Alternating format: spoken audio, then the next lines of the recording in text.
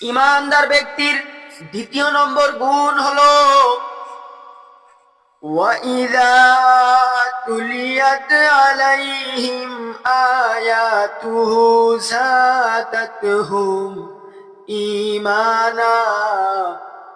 ইমানদার ব্যক্তির দ্বিতীয় নম্বর আলামত হলো যখন তাদের সামনে পবিত্র কোরআন থেকে তেলাওয়াত করা হয়, তাফসীর করে করে শোনানো হয়, যখন তাদের সামনে পবিত্র কোরআন থেকে বিশ্লেষণ দেওয়া হয়, তাফসীর দেওয়া হয়, তখন পবিত্র কোরআনের তেলাওয়াত শুনে, পবিত্র কোরআনের মুজাকারা শুনে তাদের ঈমান বেড়ে যায়, ঈমান বর্ধিত হয়।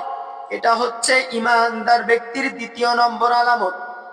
আর এটা এমন একটা গুণ, এমন একটা পাওয়ার, যে পাওয়ারের কারণে তার সামনে কোনো বাতিল তাগুত টিকতে পারে না। এটাই হলো ঈমানের বৈশিষ্ট্য।